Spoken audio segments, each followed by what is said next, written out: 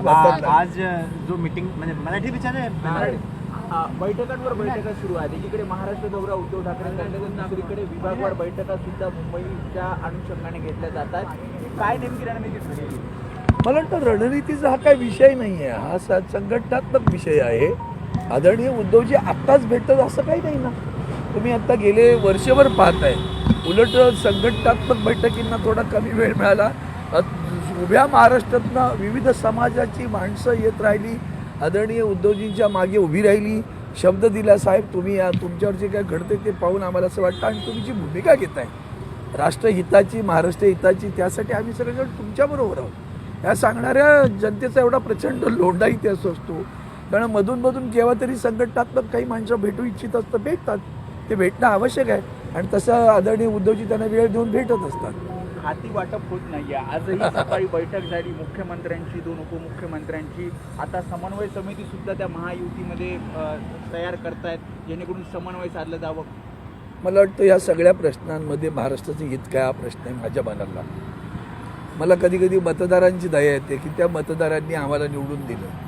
का निवडून दिलं तर हा वंदनीय शिवसेना प्रमुखांचा शिवसैनिक आहे. आम्ही शिवसेनेला मानतो, आम्ही शिवसेनेचं नेतृत्व आदरणीय उद्धवजींना मानतो, म्हणून मला मतं मिळाली. आणि आम्ही आज त्यांच्याशी प्रतारणा करतोय, विकले जातोय. महाराष्ट्रात खरंच सांगतो 50 वर्षाच्या निदान माझं 50 वर्षातला अनुभव सांगतो. 50 वर्षामध्ये महाराष्ट्रात इतकं गलिच्छ, इतकं घाणेरडं, इतकं खालच्या स्तरावरचं राजकारण, खरं तर महाराष्ट्राला कलंकित करणारं राजकारण मी कधी पाहिलं नाही. आणि जे पाहतोय गेल्या वर्ष दीड वर्षामध्ये देशातली भारतीय जनता पार्टी, मी देशातली म्हणतो, ती ज्या पद्धतीनं वागते आणि जो काही पायंडा ते पाडतायत, ती पाहिल्यानंतर न्यायव्यवस्थेपासून अगदी सगळ्या संस्थांपर्यंत सगळंच कसं अर्धवट असतं मला कळत नाही. म्हणजे आमच्या बाबतीत निर्णय दिला, होशारी असं आहे तसं आहे सगळं झालं, पण मग तो निर्णय देताना रिन्युएबल टाईम ते काढतायत. रिन्युएबल टाईम आता काल परवाकडे त्यांनी त्या ईडीच्या संचालकाचं माननीय सर्वोच्च न्यायालयाने रद्द केलं. मग रद्द केल्यानंतर त्याला नाही देता येणार म्हणून सांगितलं. मग 31 जुलैपर्यंत आता निर्णय घेतील, त्याचं कोण जबाबदार? असं का सांगता? स्पेसिफिक का सांगितलं जात नाही?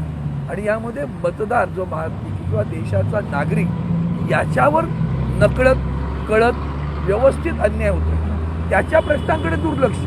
तुम्हाला सुद्धा खाते वाटतं काय करायचं नाही, त्यांना कुठलं खातं दिलं नाही दिलं तरी माझ्या जीवनात काय फरक पडणार?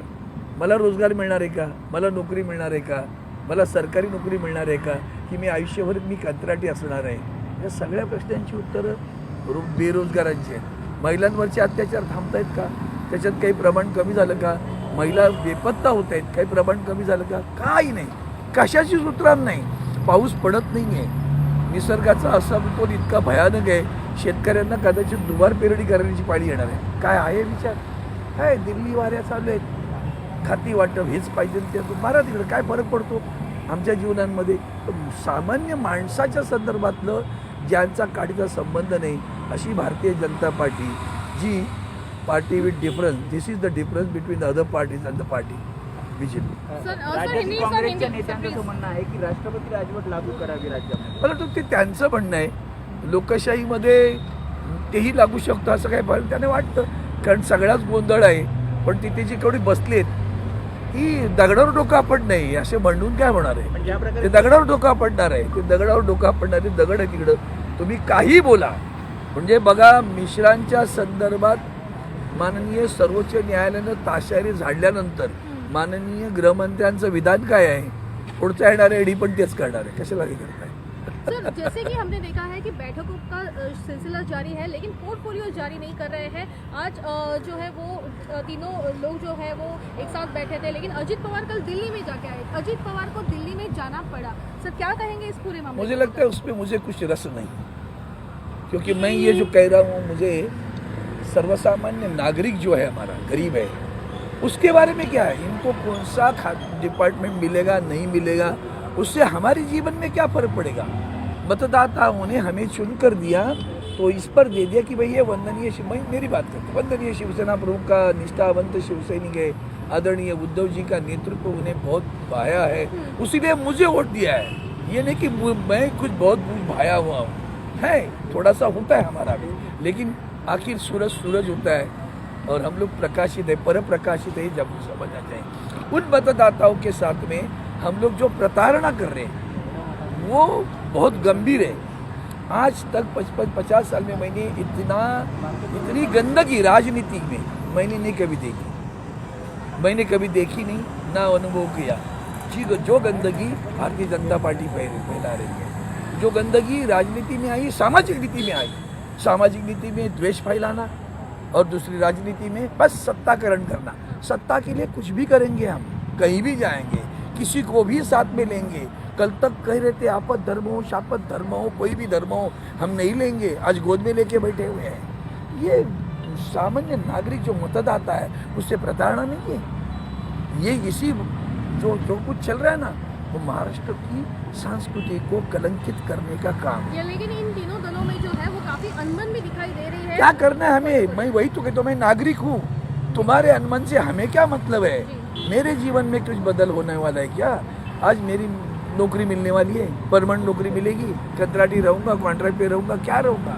रोजगार को रोजगार मिलने वाला, महिलाओं के अत्याचार कम होने वाले, किसानों की हालत अच्छी सुधार होने वाले, कुछ नहीं, फर्क तो कुछ नहीं होता इनके। हमें क्या पड़ा है उससे? जो मिले मिले, नहीं मिले नहीं मिले। हम सोचते हैं कि जनता का भला कैसे, और इसीलिए आदरणीय उद्धव जी ठाकरे साहब अब महाराष्ट्र में घूम रहे, जनता के साथ, हमारे कार्यकर्ताओं के साथ संवाद कर रहे हैं। लेकिन पार्टी बढ़ाने की कोशिश जो है वो फिलहाल जारी है। उद्धव ठाकरे वही सोच रहे हैं और काफी सारे पूर्व सांसद हैं, उनसे भी संपर्क करने की कोशिश कर रहे हैं। आप देखिए, आपने ये देखा होगा कि जो कुछ पिछले 1 वर्ष में हुआ महाराष्ट्र में, उसके बाद में एक नया इतिहास मातोश्री में भी हुआ। महाराष्ट्र के सभी धर्मों के, सभी राजनीतिक दलों के नेता खुद ब खुद उद्धव साहब को आके मिलते थे और कहते थे हम आपके साथ हैं। जब कम्युनिस्ट पार्टी के नेता आकर कहते हैं कि हम आपके साथ हैं, तो इतना परिवर्तन लोगों में आया कि आदरणीय उद्धव जी ठाकरे साहब का नेतृत्व सभी को भाया। इसलिए तो कभी महाराष्ट्र के परिवार के प्रमुख बने हो, और लोग जानते हैं कि जो भूमिका वो ले रहे हैं वो इंसानियत की भूमिका है, वो देश के हित की भूमिका है, वो महाराष्ट्र के हित की भूमिका है। उस भूमिका को लेकर वो आगे बढ़ रहे हैं, तभी तो सभी लोग साथ में आ रहे हैं ना। इसीलिए देखिए, हमारा चुनाव चिन्ह लिया, हमारे पार्टी का नाम भी ले लिया, फिर भी रोजाना उद्धव ठाकरे से ऐसे ही नाम पुकारते रहते हैं। तो इसका मतलब क्या है? ताकत जानते हैं और ये भी जानते हैं कि लोग आदरणीय उद्धव जी ठाकरे क्या कोई सांसद विधायक संपर्क में है उद्धव ठाकरे जी आए थे मिलने के लिए? तो आने दो, जो आएंगे, उसके ऊपर अभी से भाष्य करना अच्छा नहीं। जब खुलेआम आए वो ज़्यादा अच्छा लगता है। छुपके से कोई आके मिलता ही या जाता है, उससे कोई मतलब नहीं। खुलेआम आ जाए, खुलेआम का साथ में रहे। देश विदेशातील प्रत्येक घडामोडींचे लाईव्ह अपडेट मिळवण्यासाठी आता साम टीव्हीच्या सर्व सोशल मीडिया प्लॅटफॉर्मला लाईक, फॉलो आणि सबस्क्राईब करा। तसंच सर्व नोटिफिकेशनसाठी बेल आयकॉन प्रेस करायला विसरू नका।